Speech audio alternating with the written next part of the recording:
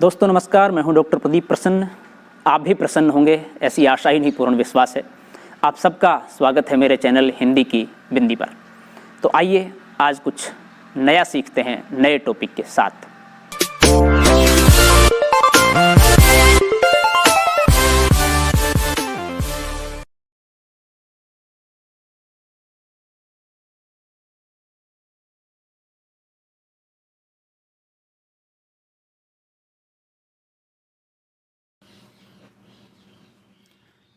विद्यार्थियों, आज की वीडियो हम बना रहे हैं कक्षा 12 की हिंदी की पाठ्यपुस्तक अंतरा के संवदिया पाठ के प्रश्नोत्तरों को लेकर के। फणीश्वर नाथ रेणु द्वारा लिखी गई कहानी संवदिया पाठ के वाचन, उसके भाव और अर्थ को लेकर के हमने पहले 3-4 वीडियो बना दी हैं। आप उनको देख सकते हैं हिंदी की बिंदी चैनल पर। और पाठ आधारित प्रश्नोत्तरों को लेकर के ये वीडियो बन रही है।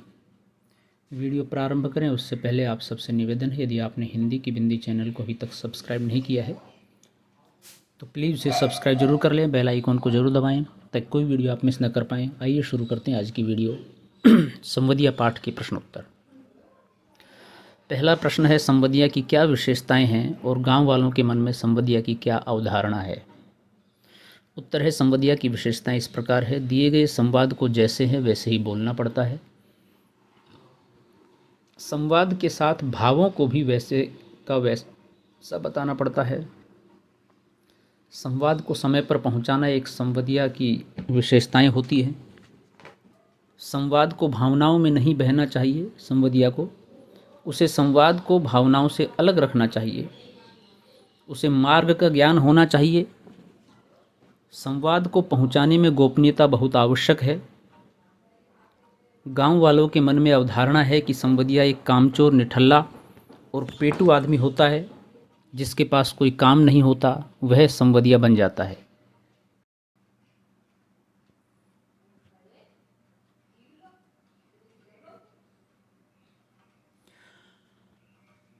अगला प्रश्न है, क्वेश्चन नंबर 2।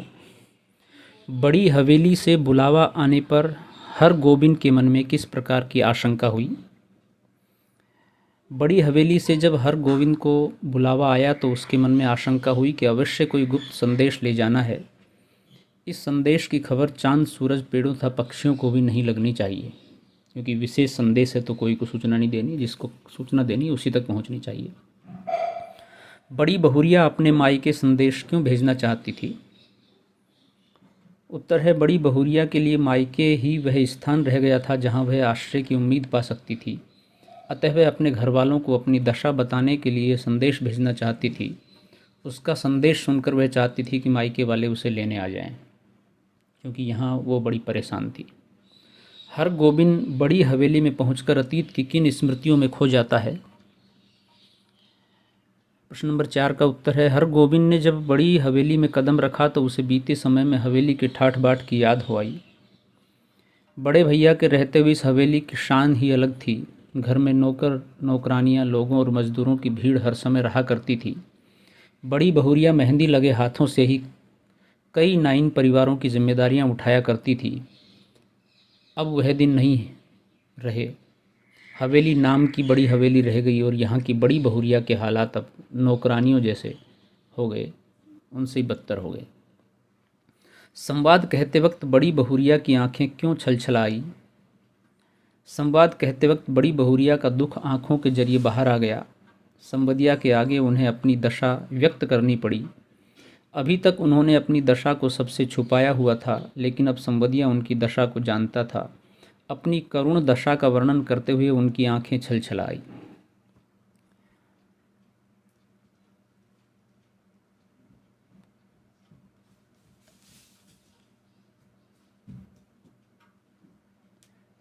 प्रश्न नंबर 6 है, गाड़ी पर सवार होने के बाद संवदिया के मन में कांटों की चुभन का अनुभव क्यों हो रहा था। उससे छुटकारा पाने के लिए उसने क्या उपाय सोचा। उत्तर है, गाड़ी पर सवार होकर उसे बड़ी बहुरिया का एक एक वचन कांटे के समान चुभ रहा था।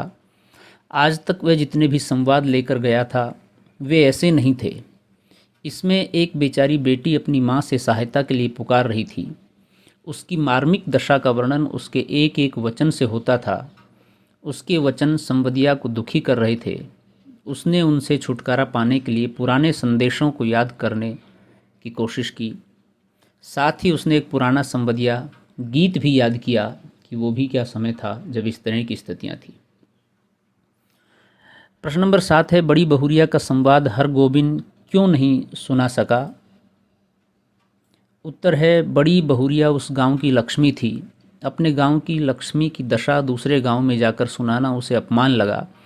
उसे ये सोचकर बहुत शर्म आई कि उसके गांव की लक्ष्मी इतने कष्ट झेल रही है और गांव अब तक कुछ नहीं कर पाया।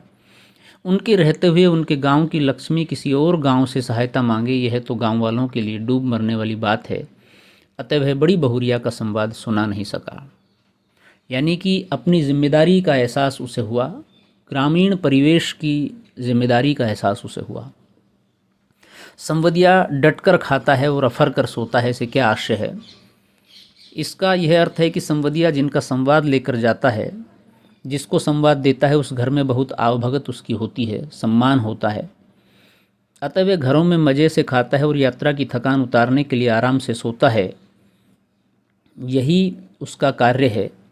संवदिया होने के नाते अपनी आवभगत करवाना और विश्राम करना उसका अधिकार है। जलालगढ़ पहुंचने के बाद बड़ी बहुरिया के सामने हरगोविंद ने क्या संकल्प लिया? जलालगढ़ पहुंचने के बाद बड़ी बहुरिया के सामने हरगोविंद ने संकल्प लिया कि अब निठल्ला नहीं बैठेगा। बड़ी बहुरिया के लिए हर काम एक बेटे के समान करेगा। अब वह माँ के समान उसकी देखभाल करेगा और उसे कष्टों से दूर रखेगा। अगला प्रश्न है, इन शब्दों के अर्थ समझाइए, समझिए। काबुली कायदा, रोम रोम कलपने लगा अघनी धान। तो काबुली कायदा का अर्थ है कि काबुल से आए व्यक्ति के द्वारा बनाए गए नियम कानून। हरगोविंद के गांव में काबुल से एक व्यक्ति उधार कपड़ा देने आता था। वह जब उधार कपड़ा देता तो बड़ी विनम्रता से बात करता था, लेकिन जब उधार वापस मांगता तो जुल्म की हद पार कर देता था। इसलिए कहावत बन गई काबुली कायदा। रोम रोम कलपने लगा, इसका अर्थ है कि किसी बात से परेशान होकर रोम रोम दुख से परेशान होने लगना, यानी कि व्यथित होना। अघनी धान, अघन मास में होने वाले धान की अघनी दान कहा जाता है। ये दिसंबर के आसपास का समय माना जाता है। पाठ से प्रश्नवाचक वाक्यों को छांटिए और संदर्भ के साथ उन पर टिप्पणी लिखिए। फिर उसकी बुलावट क्यों हुई? ये वाक्य प्रश्नवाचक वाक्य है। हरगोविंद को बड़ी हवेली से बुलावा आया था। इस बुलावे पर वह हैरान था। समय बदल गया था और अब संवदिया की आवश्यकता किसी को नहीं थी। ऐसे में उसे बड़ी हवेली से संवाद भेजने के लिए बुलाया गया था। अतः वह इस विषय में सोचने लगा। सोचते सोचते उसके मन में यह प्रश्न उठा, कहाँ गए वे दिन? यह वाक्य प्रश्नवाचक वाक्य है। इसमें हरगोविंद बड़ी हवेली की दशा को देखता है और सोचता है, एक ऐसा था समय जब बड़ी हवेली सच में अपने नाम के अनुरूप थी। बड़े भैया के समय में बड़ी हवेली की रौनक देखने योग्य थी। यह हवेली नौकर नौकरानियों से भरी पड़ी थी। बड़ी बहुरिया रानी की तरह राज किया करती थी। अब ऐसे दिन नहीं रहे। वह स्वयं एक नौकर के समान जीवन व्यतीत कर रही है। तब अनायास ही उसके मुंह से यह वाक्य निकल पड़ा, और कितना कड़ा करूं दिल। यह वाक्य भी प्रश्न को दर्शाता है। बड़ी बहुरिया अपनी दशा पर यह प्रश्न कर बैठती है। खाने के लिए भोजन नहीं है और फिर भी यह आशा करना कि यह सब ठीक हो जाएगा। बड़ी बहुरिया जब परिस्थिति से तंग आ जाती है तब हरगोविंद संवदिया को बुलाती है। हरगोविंद द्वारा बड़ी बहुरिया से पूछा जाता है कि क्या संदेश भेजना है। वह उसे बताना चाहती है, मगर बताने से पहले ही रो पड़ती है। ऐसे में बड़ी बहुरिया को समझाने के लिए हरगोविंद कहता है कि दिल कड़ा करो। उसके इस कथन पर बड़ी बहुरिया बोल पड़ती है कि और कितना कड़ा करूं दिल। बथुआ साग खाकर कब तक जीऊं? यह प्रश्न बड़ी बहुरिया करती है। वह इसी आशा में जी रही है कि दिन सुधरेंगे। जैसे जैसे समय बीत रहा है, दशा खराब होती जा रही है। अब बथुआ का साग ही बड़ी बहुरिया को खाना पड़ रहा है। तब वह कह उठती है कि मैं बथुआ साग खाकर कब तक जीऊं? किसके भरोसे यहाँ रह रही हूँ? यह प्रश्न भी बड़ी बहुरिया स्वयं से करती है। वे जानती है कि उनके पति के बाद अब यहाँ उसका कुछ नहीं रह गया है, अतः किसी से यह आशा करना है कि उसे कुछ समझे और गलत नहीं होगा, ये गलत है। इन पंक्तियों की व्याख्या कीजिए। बड़ी हवेली अब नाम मात्र की ही बड़ी हवेली है। हरगोविंद ने देखी अपनी आँखों से द्रौपदी की चीरहरण लीला, बथुआ साग खाकर कब तक जीऊँ, किस मुंह से वह ऐसा संवाद सुनाएगा। तो